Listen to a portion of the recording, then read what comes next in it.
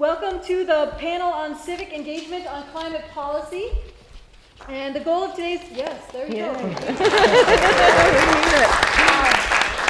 The goal of today's program is to explore how ordinary citizens can organize, educate themselves, and gain the skills to affect climate policies at the local, state, and federal levels. Before we hear about and then from our panelists, I just want to take a brief moment to introduce myself and just mention a few things happening at Amherst. So I'm Kate Sims. I'm an associate professor of economics and environmental studies here at the college, and I'm currently the chair of the economics department as well. This is my 10th year here at Amherst, and it's actually also the 10th graduating class of environmental studies majors at Amherst. Yeah. This year, yeah, woohoo! It's about time. We graduated 27 majors who pursued independent research projects on topics ranging from climate-smart agriculture in Ghana to the commodity frontiers of sugarcane production in San Luis Potosi in Mexico, to environmental justice related to air pollution for communities at the US-Mexico border, ecotourism in Jordan and Oman, the US biofuel mandate, and revitalization of urban green spaces such as the Fresh Kills Park near New York City. So we're really proud of that graduating class. Many of those majors, as well as other students across the college, have been campaigning since their arrival. The current seniors read Naomi Klein's This Changes Everything as their entering first year book. And they've been campaigning for Amherst to take meaningful action on our own carbon emissions. As you may know, Amherst has recently committed to achieving climate neutrality by 2030 through transformative modernization of our energy systems. And I just wanted to say that you can hear more about that tomorrow at 10:15, as noted in the program. Finally, I'm happy to report that the Environmental Studies program has recently hired Ashwin Ravikumar as an assistant professor to teach about environmental politics and policy, also related to today's program, but he's off in the field. And we've received permission to hire next year for an environmental scientist who focuses on climate change impacts. So some good news from what we're doing here at Amherst. I am super inspired to be part of this panel. We have a very accomplished set of guests, 3 of whom are alumni and 1 of whom is an expert from the 5 colleges. Let me tell you just a little bit about our panelists today, and then we will let them kick off. So Isuru, maybe wave so we know who you are. Isuru Seneviratne has been researching and investing across the energy industry since leaving Amherst in 2004. I found out that he graduated with the honors with a degree in computer science and anthropology. And he began volunteering for durable climate policy with the Citizens Climate Lobby and New York Renews in 2017. He's currently studying sustainability and complex systems analysis at Harvard and exploring options for his next adventure. And he has really been the driving force behind making this panel happen. So thank you to him for that. Okay. After Isuru, we will hear from Deb Pasternak. She graduated from Amherst in 1989 and then performed music professionally until she could no longer sit on the sidelines of the climate crisis. In the early 2000s, Deb started to train and work as a wind farm development consultant, convinced that this technology was fundamental to reducing US carbon emissions. She was hired by German wind turbine manufacturer Furlander and has overseen multiple wind power projects here in the US. She then left the wind industry to be a stepmom and recently re-entered the climate fight from a policy and movement building perspective. After volunteering with the Sierra Club, Deb was hired as first interim and now permanent director for the Massachusetts Sierra Club earlier this year.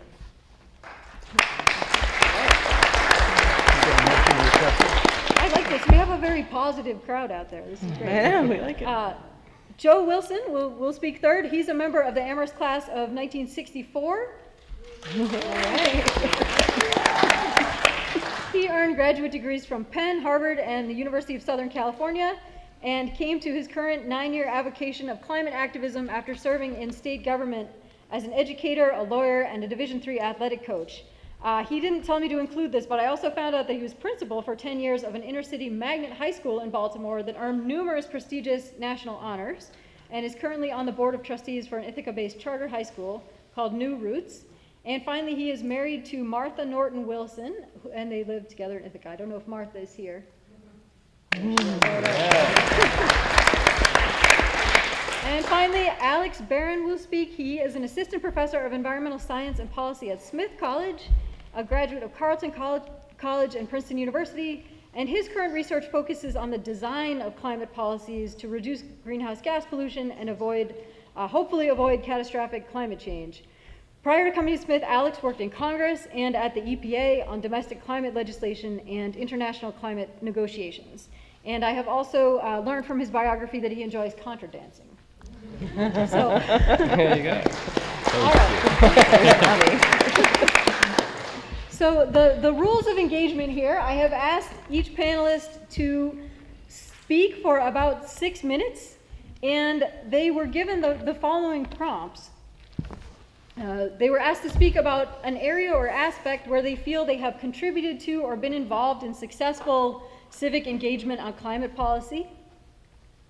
They were asked to speak about some area or aspect that they feel is most challenging going forward with respect to climate policy. And what are some concrete actions that would help us move forward with respect to climate policy today? What might those be? However, I'm expecting that they'll pay the usual attention to professor prompts that we're used to here at Amherst, and so they will probably actually speak about whatever they feel compelled to speak about, and that will be exciting and engaging. Finally, Joe has suggested that we have some clipboards to circulate if you'd wish to stay involved and maintain email contact with other Amherst alumni to support and further strengthen the college's approaches to climate change. Please add your email address here as this goes around. And Isuru, you may begin. Right. We will then take questions from the audience after they speak. Stand up. I'm projecting. Please. Well, thanks, Kate. Hello, everyone. Last time I was at Kirby, I was running crew for production, so it's great to actually be on stage. But yeah, so I'll take Kate's prompt and run with it. I'd like to address what is most challenging about climate work and what I'm doing, what I'm doing is helping that. And more Americans believe the global warming is happening, humans are causing it, and that government should take action. However, US emissions are on the rise, with 2018 being particularly egregious. So what are we going to do about it? Right, that's why we're here. So this is what happens when you frame climate action as a burden. The number of Americans who are willing to suffer some form of financial burden to combat climate change. So if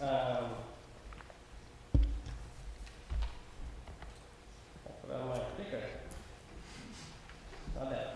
Yeah, so if 330 million Americans donate or contribute $1 a month, you get $4 billion a year, which is woefully short of what's needed to transition the economy over in a time frame that's relevant. And even half of the people don't even want to give that dollar, so asking for more or trying to get more is extremely unpopular. And this is not a particularly American problem. We've seen in Paris, Yellow Vest riots happened when the government tried to curb petroleum use. And all over the world, we see the psychological barrier to action is high because basically, why should I sacrifice now to benefit other people in other parts of the world 30 years from now? So how can we overcome that? The moral imperative has not been sufficient to get us to where we need. So I believe that carbon dividends can turn this debate on its head, from climate being a burden to being a benefit. So how do we do that? First, we place a price on emissions based on its global warming potential at the source of the emission. Would that then transition the economy? Oh, we've seen that in British Columbia, we've seen that in UK. Wherever you put a price on carbon, the emissions drop pretty dramatically. But I think more interestingly is the proposal that we have is to return all proceeds of that fee directly to households. This, I think, is the revolutionary aspect of this, since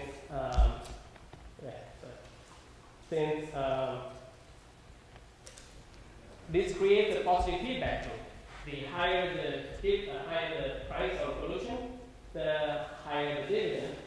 That creates a political will to keep increasing that fee until emissions drop to zero.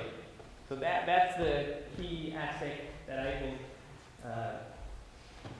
is a breakthrough. So how does this happen? It's because when you put a price on pollution at the source, it all trickles out to goods and services, so everything becomes more expensive. However, returning money to the dividend bolsters household purchasing power. So this is what happens on a post-tax basis to income by income decile.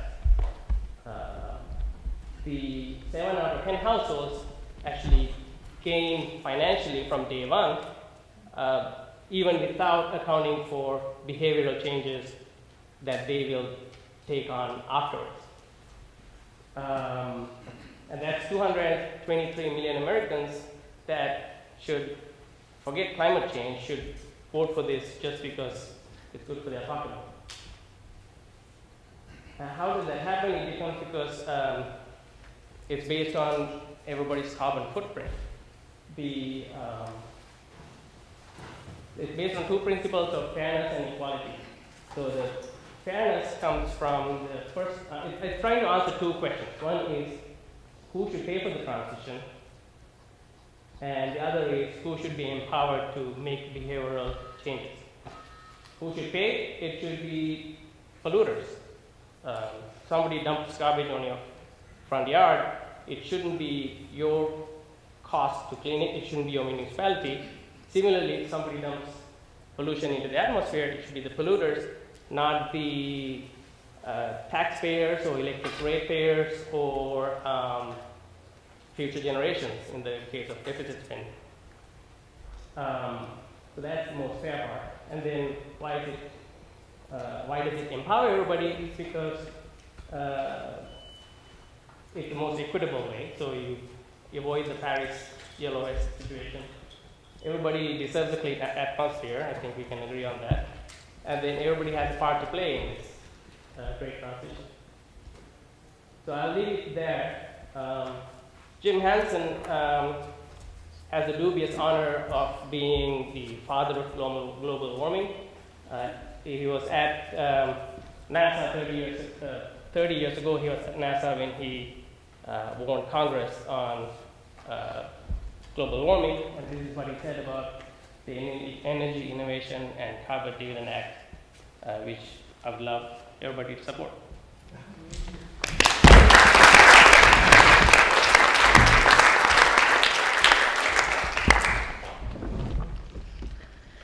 So I think you guys will be able to hear me. Can you guys hear me? Yeah. I'm so happy to see so many friends here and my uncle. So yay, thank you all for coming. So my name's Deb Pasternak. For those of you who don't know me, I graduated from here with a degree in philosophy, English, and French. And then I became a singer-songwriter. So that doesn't really look like a very much of a climate person, but I actually studied a lot of ecology in college, and during college I worked at a photovoltaic shop in the summertime. So I've been, when Jim Hansen and Bob Mumma, who's actually, Bill Mumma, who's lives in Williamstown and was a professor at Williams, when they testified at Congress in 1988, I remember being aware of that and being aware of climate change even that long ago. So this is something that I cared about for a long time, and like in my bio, I finally realized I was never going to get famous enough to use my fame to fight for the environment, so it was time to just go direct into the environment. So that's when I started working in wind, and then blah, blah, blah, ended up at the Sierra Club. The reason, the first prompt that we were asked to speak about is about, a kind of civic engagement that you've been involved with in a way that you feel like you've made a difference. And that's going to be the main focus of my talk here. One of our programs, Sierra Club is a 127-year-old organization. It's the largest grassroots organization in the country, and it's focused on climate, and it's focused on climate with social justice at the center of its work. So our whole mission is about building a grassroots movement to create a just transition to a renewable energy, sustainable energy economy. To that end, I'm the director of the Massachusetts Sierra Club. The Sierra Club in Massachusetts is the size of our border, so it's the whole entire state. And what we are doing is really working to get citizens involved in activism in this. And so the program that I'm going to talk to you about is just one of our programs, but we have a number of programs. I'll give you an overview of what we do. We help people get tools to work in their own homes to become better at climate, lowering their carbon footprint. We help people work in their municipalities to lower their municipality's carbon footprint. And we help people work on the statewide level, whether it's through legislation or giving public pressure to the governor, or to also, lower the carbon emissions for the state. And we also are involved, the Sierra Club is a national organization, so we do work on the federal level as well. So we have all of those levels for you guys to get involved in. My job is to create situations where you all can plug in, and there's a Sierra Club everywhere you live. There's 64 chapters across the United States. You will find one locally. But our job at Sierra Club is to make volunteers have purchase and agency in this fight. Sierra Club in Massachusetts, we have 5 staff members. Every week we have between 12 and hundreds of volunteers. Today we had already probably 15 volunteers were working this morning, meeting with a specific state representative here in Massachusetts. Yesterday, we had a bunch of volunteers testify at the State House on a number of different bills. The day before, a number of volunteers helped me give a presentation about how to be legislatively active, and on and on. This is what we do. So the program I'm going to talk about is about getting the state of Massachusetts to develop stronger environmental laws. And so what we do is we hold what we call climate activist, Green New Deal, whatever buzzword we can use, activist training, legislative activist trainings. And what happens is we put the word out, through activist groups, through faith groups, through labor groups, through whatever different kind of community groups that we can find. And then people come to these trainings and we teach them about how to meet with your state representatives. In Massachusetts, we have a bicameral legislature, so we've got the State House of Representatives and the Senate. And then we have the governor. So when bills become law, they go through the House, the Senate, and then the governor. In Massachusetts, the House of Representatives is a real problem. The state Senate is very progressive. They do a great job on climate. The state House does not. And so what we've done is we've created a program to get people to meet with their state representatives, and all that they have in district, so you don't have to go to Boston. Wherever you live, you just meet with your state rep, and all you need to do is tell that state rep you need to act on climate. And you tell them your personal story about why climate is important for you. And that's the meeting, right? That we usually have a Sierra Club policy expert like myself who will help, discuss the actual policies that we're pushing for. But the main thing is for state reps to know that if they don't vote on climate, that their constituents will be angry with them. So that's kind of the whole thing. So this program we started last legislative session, and we've been told by a number of state reps that the only reason that we got energy bill last session was because of this program. So we're picking it up and we're picking up steam. So that's the kind of way that you can get involved and make a real civic difference. Last year we were told there'd be no energy bill. We ended up with an energy bill that did a lot, not enough, but it did something. So So anyhow, that's kind of, I think, my 6 minutes. Great, thanks, Deb. Great. I'm sure there will be lots of follow-up questions for all of this too. Great. So, Joseph, you are next. Yeah, before my time starts, I just want I think I gave you I a just minute. want to point out that tomorrow at 4:15 in the brand new science building in something called the Lipton Lecture Hall on the ground level, there will be the third of this series of 3 programs on climate change and what one can do about it. The last one tomorrow is called Investing with the Climate in Mind, and our experts will be talking about both what institutions can do with regard to climate change in their investments and what individuals can. So now my time can start. I'm going to try and follow Kate's prompts. So, what have I contributed to policy in the climate change realm? Because there's only 6 minutes, I'm only going to brag. I'm not going to tell about the defeats, because there's plenty of them. So the bragging begins with this. I'm from Ithaca, New York. I live in a county called Tompkins County. We were one of the 2 townships in the state of New York who first passed a local fracking ban. Hydrofracking is the evil process by which natural gas is extracted from shale, and it's the primary source of natural gas throughout the United States at this point. So our township and another passed fracking bans, and then we successfully defeated Anschutz Petroleum Company as they sued the township all the way through the 3 levels of state court that there are in New York State, and we prevailed. And that legal win plus heavy activist pressure over several years on our Governor Cuomo resulted in what amounts to an executive order that there will be no fracking in the state of New York.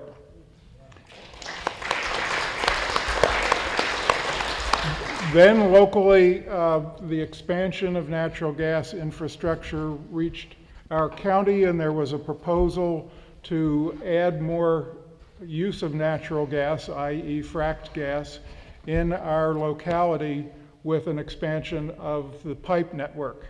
And once again, frankly, following just what Deb said, the recipe of individual citizens meeting with their elected representatives, preceded by going door to door to get people who would either say that they were opposed or sign a petition that they were opposed to the expansion of pipeline infrastructure, and then to the various town boards, and then up to the county legislature.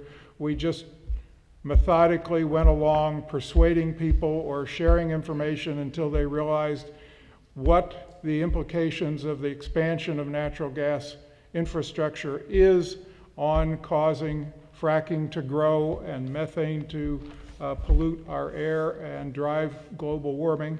And we actually backed the utility down so that they abandoned the process, their proposal for an expansion of pipelines in our area. Last, we recently have been weighing in on our local contractors, developers, and local governments, because there's a building boom in our area, and the building is going on without paying attention to the fact that buildings will last 80 to 100 years, and if they're not built with tight building envelopes, using heat pumps rather than natural gas, then they are contributing heavily to global warming going forward, and that will contribute for the next 80 to 100 years. Recently, again, through citizen advocacy, and particularly finally getting students in our community who are a powerful economic force to weigh in on the mayor, we got the mayor to get religion around a Green New Deal, this one being a Green New Deal for Ithaca. So that's what we've been able to accomplish. What is the most challenging thing that we face?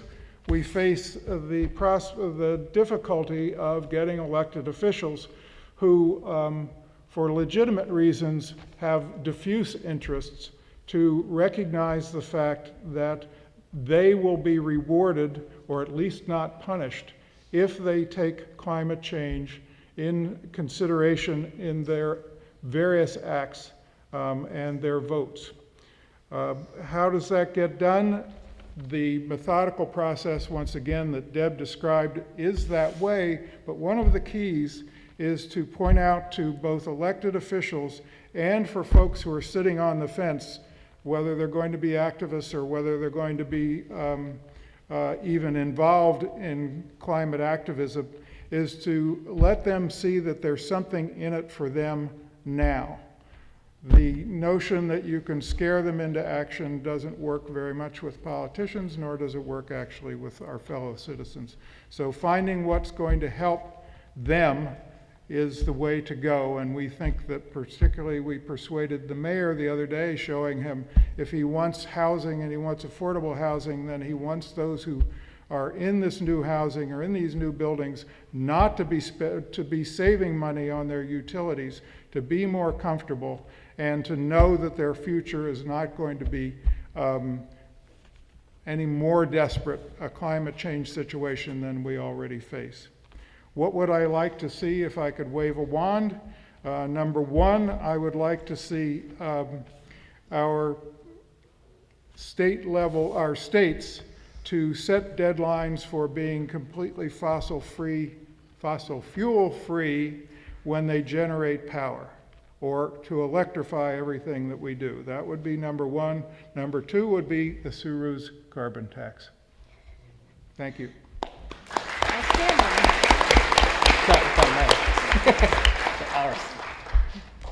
All right, can folks hear me from this end of the table? I'm looking in the back. All right, great.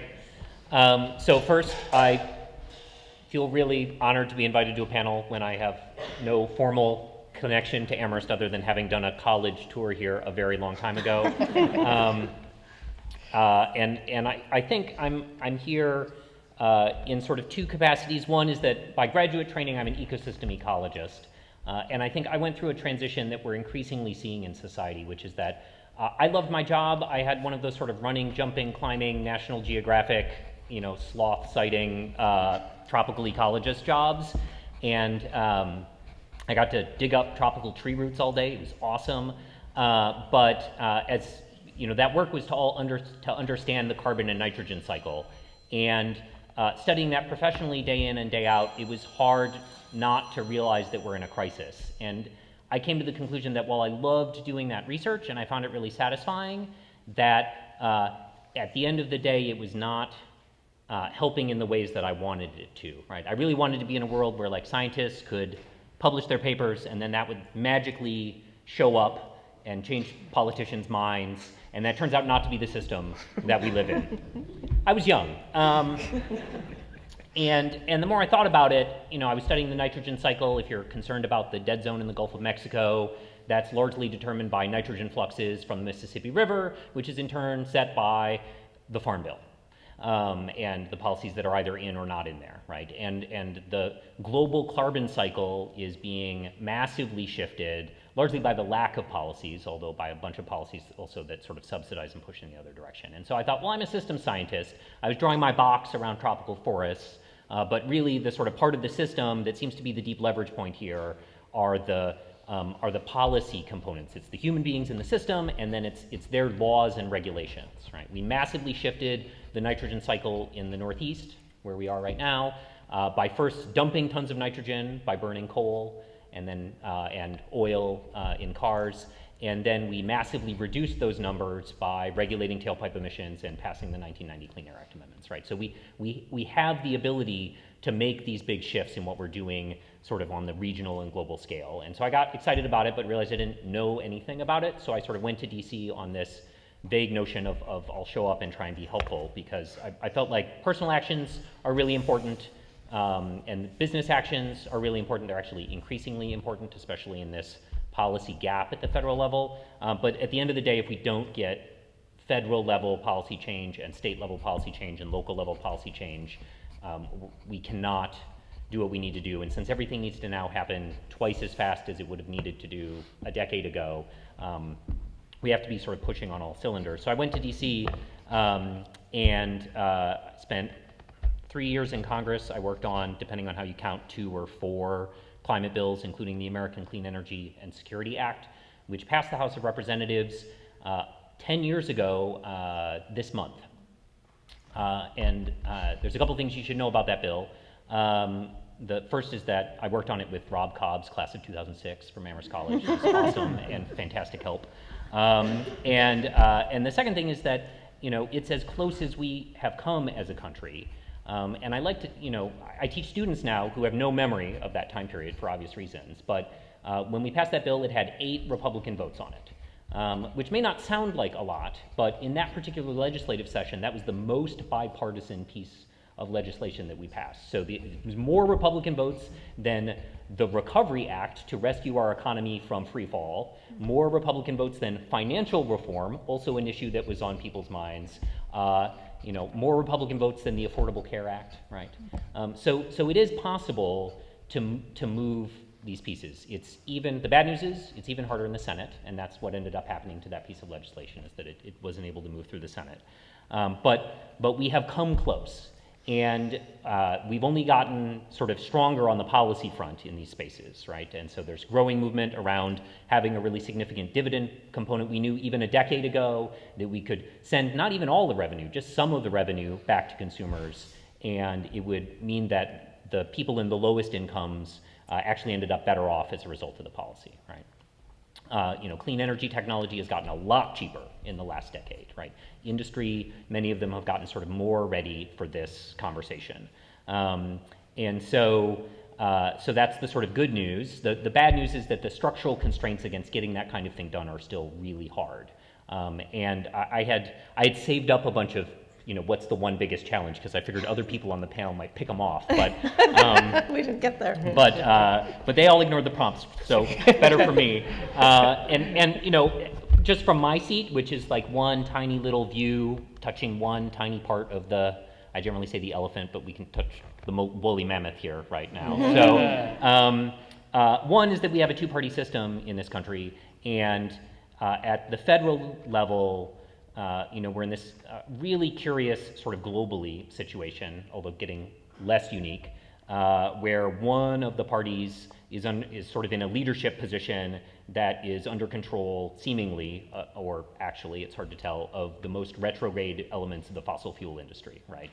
We have this situation where other countries are trying to move forward and in the sort of tough political conversations about how to do that, but we still find ourselves due to a lot of sort of external influences on our political system, in a conversation about whether we have a problem or not, which is crazy, and it slid backwards relative to, you know, 2008, 2009, when I like to again remind my students that we had presidential candidates that were both running on platforms of an 80% reduction or more in U.S. greenhouse gas emissions by 2050. So it was the Republican and Democratic presidential positions that we should basically completely decarbonize our economy.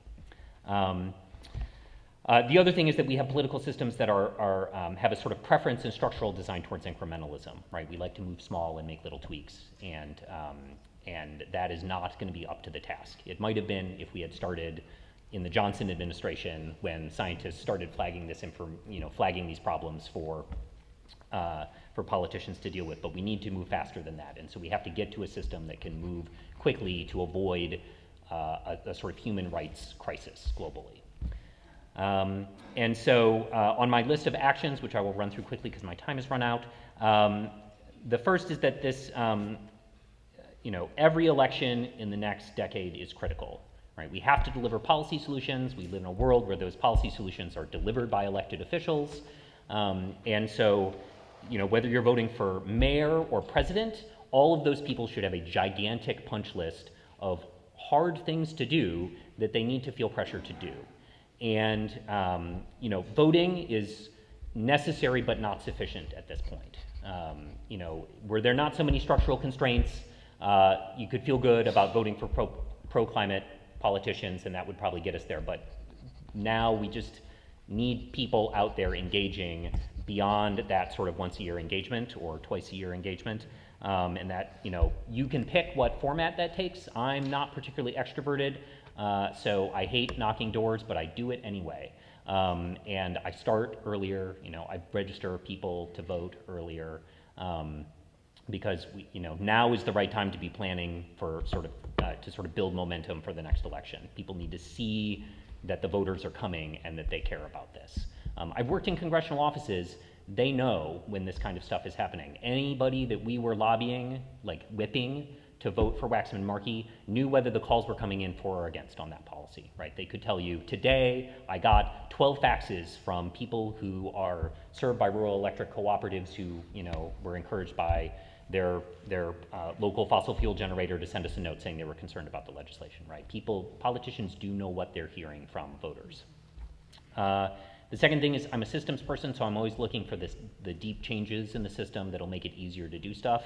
And on that front, I have a hypothesis that we should test in the US, which is that the more participatory democracy we have, the easier it will be able to move climate policy. And so whatever issue you care about, if you just wandered in here randomly because you were bored, and you have some other big social issue that you want to make progress on, it should be that issue and electoral reform, increasing participation, reducing barriers to access, restructuring the way in which we elect officials. I think all of those things have the potential to both make voices more heard and also maybe take down some of the partisan tones that are making it hard to get work done right now. And then the last thing is just to sort of look for your leverage points. So, this is Amherst College. All of you have done and are continuing to do amazing things and occupy important places in your community. And so whether that's serving in your local government or the business that you happen to work for or the school that you volunteer at or your church, like all of those institutions have something to do right now. And so you should talk to somebody who knows what your kind of institution could be doing. And those people are out there, and just try and get going on that stuff. And I always, climate is not the kind of issue where my students are always asking me, what should I major in, if I want to solve the climate problem? And I usually just say, pick the thing you're most excited about and then use that on the climate problem. And I think everyone in this audience can spend the rest of the weekend brainstorming what that looks like. For me at the moment, it's college professor, but we'll see how things go. And I just encourage everybody to sort of look for those opportunities in their own life. So. Great.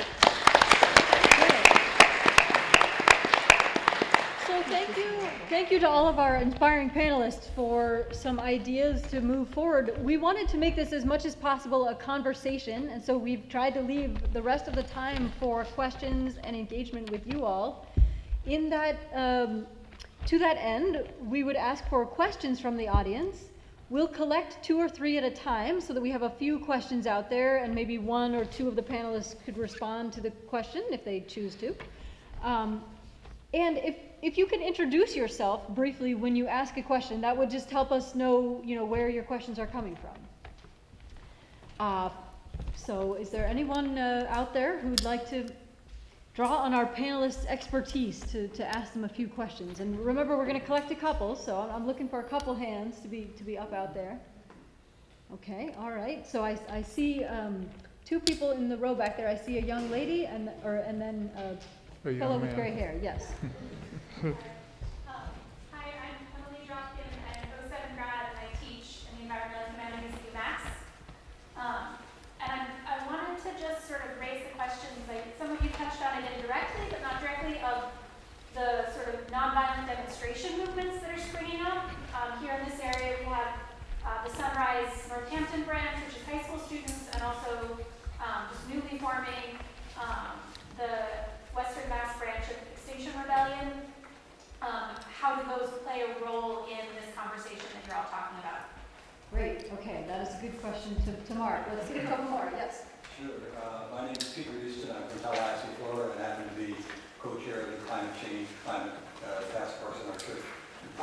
It hangs on just what the gentleman on my right was saying before. I was at the session this morning about education, and I think the kind of gap between what we talked about there and what's being talked about here, although they're very, very closely related. And the issue there is how do you convert people who are deniers, who don't believe in it? How do you get a critical mass, or at least move in that direction? And it's really a mental education problem. And there are techniques and ways of doing this. One of them is to find a teachable moment, the type of people are ready to learn, and find the political leverage to make that happen. Let me just give an example, and I want to ask you about what you all think about that, because it's a real question of design and strategy. In our area in Tallahassee, Hurricane Michael came through and wreaked total damage across that part of the panhandle. You go out to the orchard and it's just matchsticks is all it is. So much wood on the ground that the big fear now is there's going to be a California-type wildfire there as soon as any match gets to that stuff. Okay, that's a very conservative population of climate deniers, but they've been through something that proves much to the reverse, and the Gulf of Mexico continues to warm up. So guess what? There's probably going to be more of these things. Okay, that's one opportunity right there. Maybe they're ready to listen. Second opportunity we have to define. Turns out, you may know, the Department of Defense since 2015 has put out reports on the drastic effects of climate change, which is happening for military bases. And now these people respect the military a whole lot. And here the military has been saying, we're in deep doo-doo, folks, and they were hit real hard at an Air Force base. So now what we're trying to do is put those two together and have them come and talk with us to the populations who have suffered from this in the panhandle. Create a teachable moment and now use that to try and educate people to become part of the mass behind the demand for change. Outstanding. Okay, we've got two good questions on the table. Well, this is fast and direct. The Sunrise Movement is great. The disturbing, any kind of nonviolent demonstration that reaches the ears and eyes of politicians is to the benefit of all of us. The Sunrise Movement was the straw that broke the camel's back in Ithaca for the Green New Deal. So yay for all of that kind of stuff. Yeah, and I'll just add on to that. Every single meeting I had with a legislator at the beginning of the session, they all said, it really doesn't help to have people yelling. It really doesn't help. And I'm like, I think it helps. So, what I say to them, I don't say that. But what I say back is, I'm not telling them to yell. People are scared and they're angry. This is not coming from people, this is not like organized, let's go get a bunch of people to be mad and scared about climate. It's happening. Sierra Club and our allies are struggling to keep up with the number of people coming to us that want to be demonstrating. Sunrise and Extinction Rebellion, vitally important because it's a voice that needs to be heard. Our leaders need to know how frightened people are. Anyone want to take on the second question about teachable moments? I'll do a little on the first one and then on the second one. Yeah, so on the activism front, I think,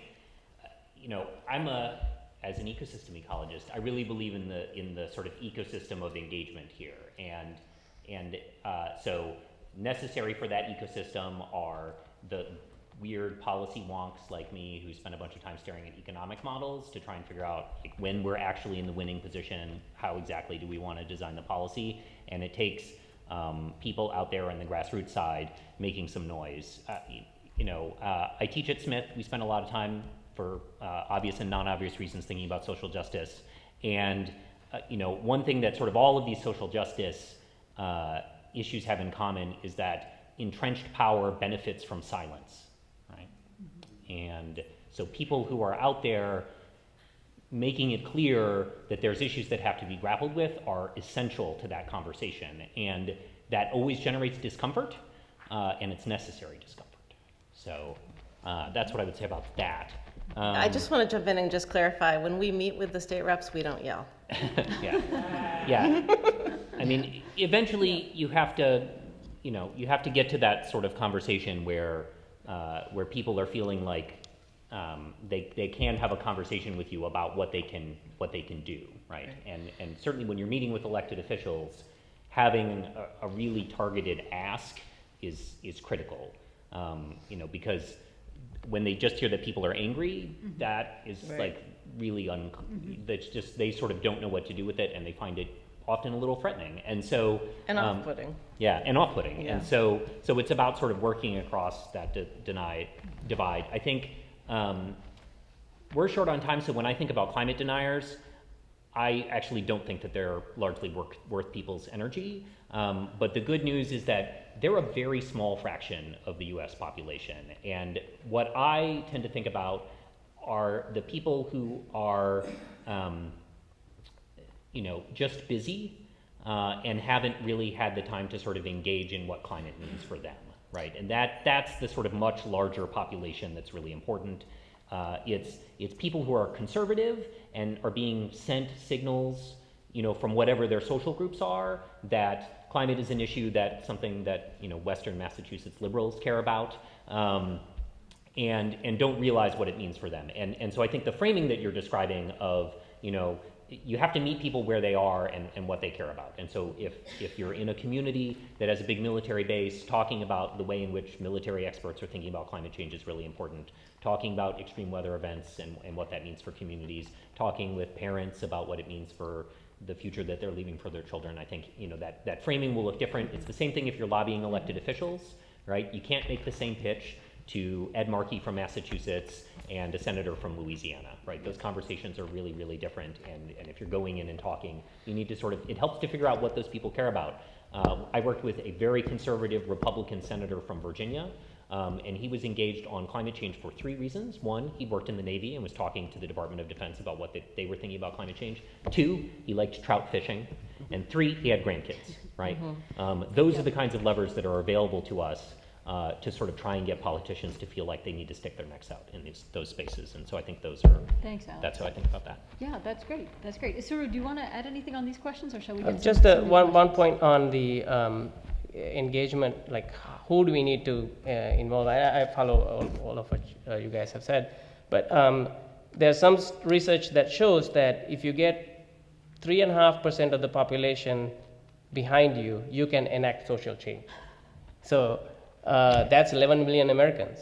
So if we can get 223 million Americans cash in the pocket, maybe 11 million will say, let's do it. Well, and the other thing along those lines, like, the towns that have, the states that have the most wind energy are Republican-led states, right? Except for California, Texas, Iowa, Kansas, Nebraska. So again, like, that might be a teachable moment. Lots of the people working in the wind industry might not even believe in climate change. So there's all different ways you can get people on board.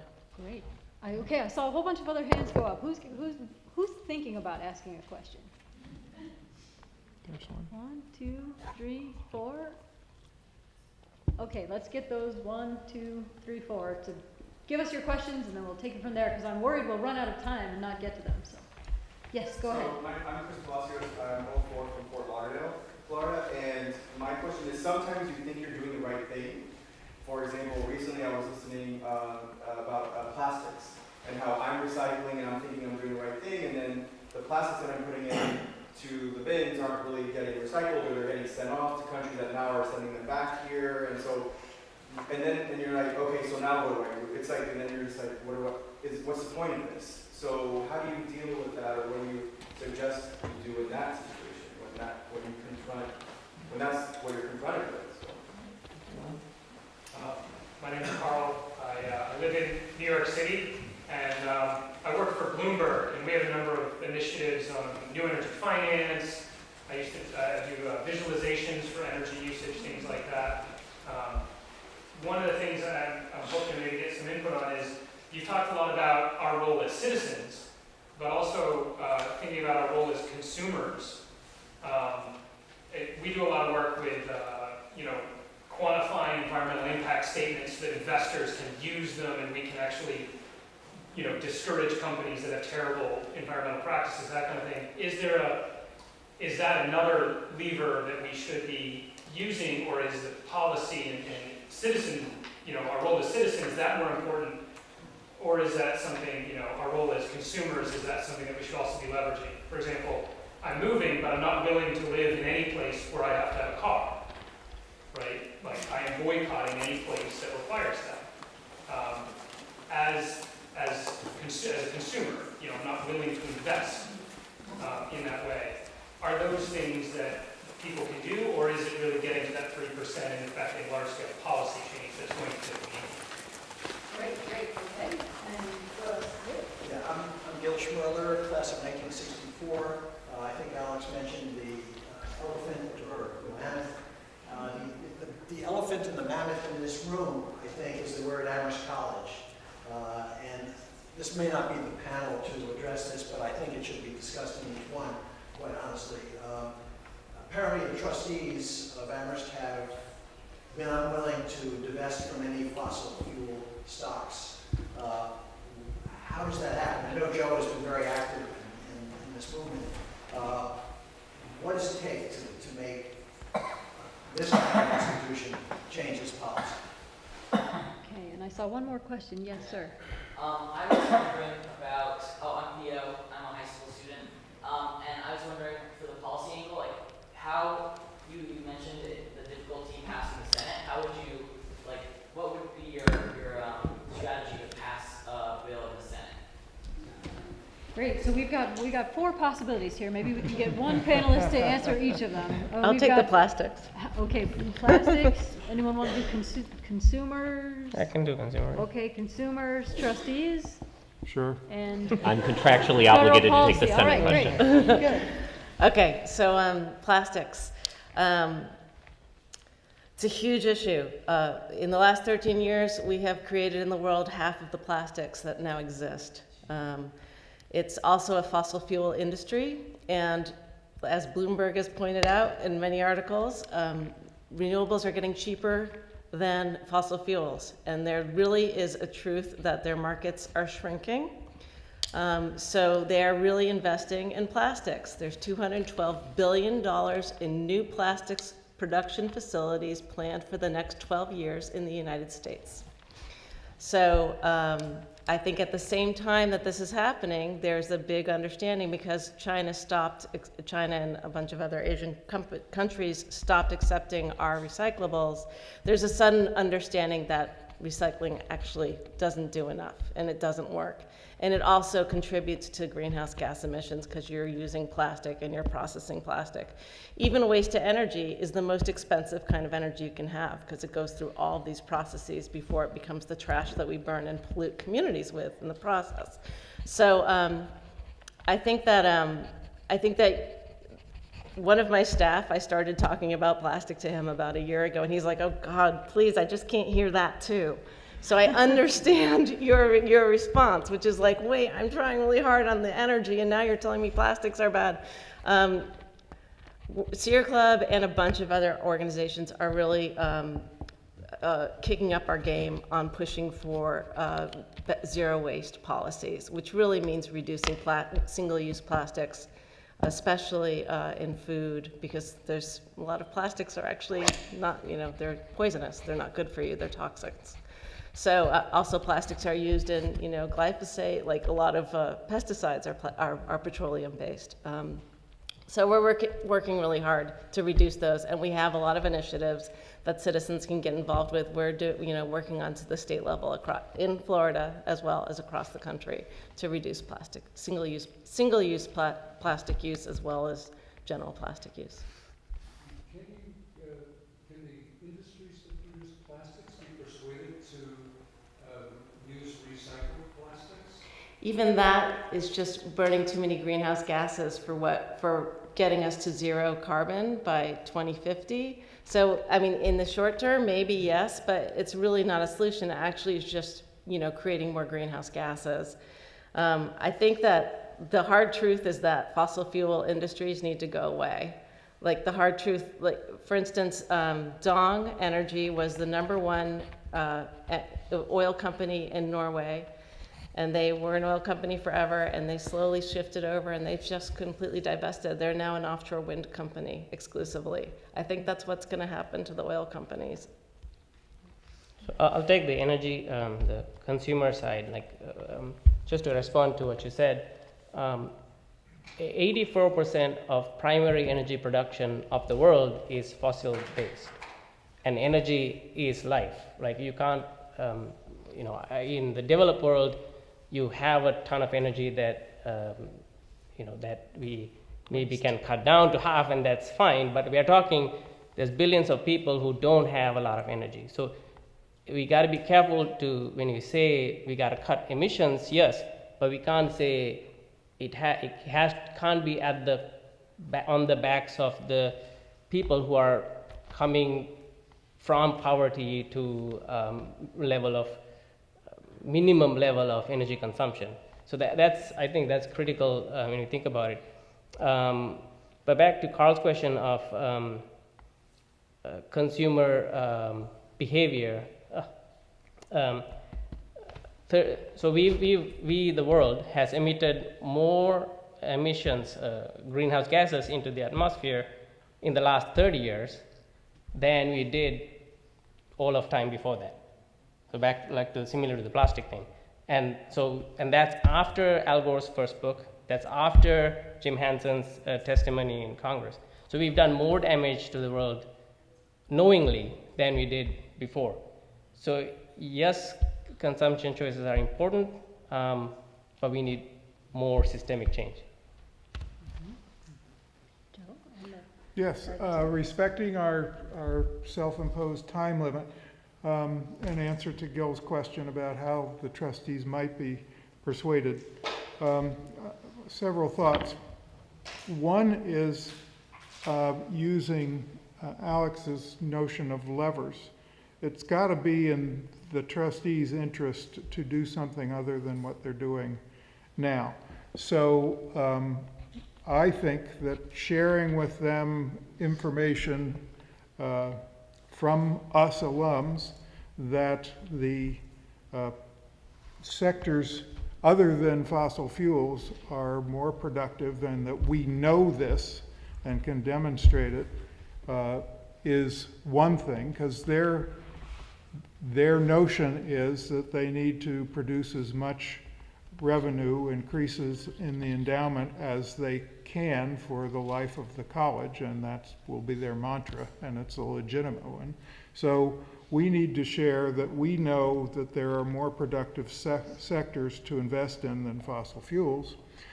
Second, we can share with them that the fossil fuel sector is underperforming most of the other sectors in a typical portfolio, and that there is greater risk now because of all the policy changes that are beginning to manifest themselves that will reduce the demand for fossil fuels.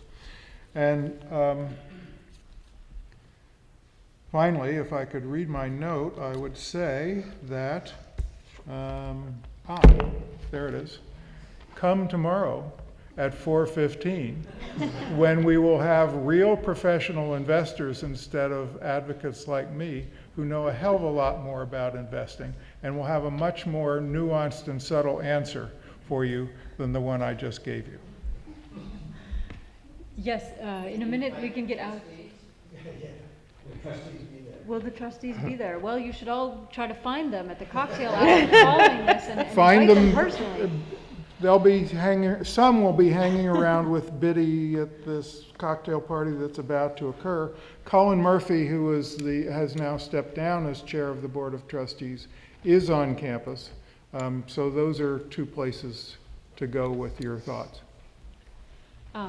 We can turn to Theo's question. Is there also one other question that we want to let percolate as a final question? Anybody else dying to ask a question? One last one, yes. Charlie Janeway, class of 59, and from the state of Washington, where our governor in-state is a candidate and bringing this issue to the discussion with the upcoming forums that they're going to have. And I'm wondering how, if you have views about the candidates that are also on the lawn, and how we can support this issue. Great. So maybe Alex can give us some brief response to Theo, and then folks can jump in on that last question in the future. Yeah. So I have two quick, because I can't resist, one-sentence statements on some of the other stuff, responding to my fellow panelists who've made great points. The first We're going to get in trouble with alumni affairs if we stay here too long. I don't work here. It's good. The first thing is that, I think about this plastics question all the time, and what I like to say in talks is that social problems are why we have government. I don't think it should be my job, like as a parent, to have to figure out which plastics have endocrine disrupting chemicals in them or not. And so that's why whenever, I think consumer decisions are important and we should make them where we can. These big decisions like where you live and what car you have, super essential. And there's research that shows that, for example, scientists like myself are deemed as more credible if we can say things like, I didn't fly to get to this meeting, or I did this thing at my house. So I think it has those important roles, but I think that it's fair to ask that our elected officials be on top of this stuff that they need to be on top of. So let me just jump in. But I was having a conversation with my husband about this. He was like, well, we're not going to get people to change their minds. And I said to him, we're not going to get the individual behaviors. And I said, honey, in World War II, people didn't go, okay, I'm going to go buy a gun and book a passage on a ship and show up in Germany and finance the cost. I'll get a 25% loan in order to finance the cost to go fight this war, right? The government took that and organized everybody, and that's what we need to have happen on climate. Consumer behavior is important, but...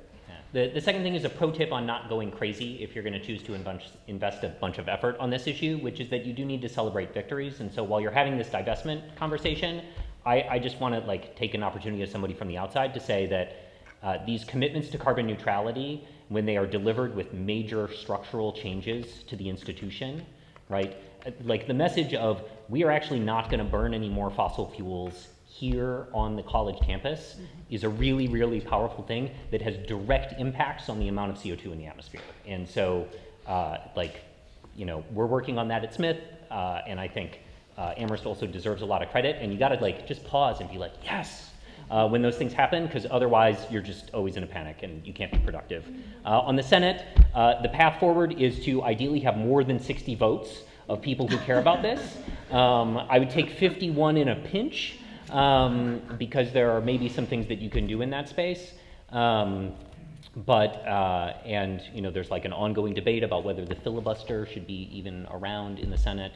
So it's a tough uphill climb, and we might not get there, just full disclosure, in the 2020 elections, right? We might get to 51 but not 60, which makes the election after that really important, and which means that the people that are getting elected to the State House in 2020 that might later run for the Senate are really important, right? All of these things sort of cascade forward. And so, it takes governors leading and activity happening at the state level in these senator states. The senators who feel like they have people from back home who are going to back them up if they stick their neck out are just much more comfortable taking tough votes. And so you've got to sort of take an all-in approach to getting there. But the path for fixing this problem, in my mind, eventually does lie through Congress. Believe me, I worked in the executive branch for 5 years on this stuff, and we need Congress to do its job here. So I'll follow up on that. I'm going to DC next week as part of Citizens Climate Lobby to deliver this message of climate, that it should be a bridge issue, not a wedge issue. So we meet all members of Congress in a single day.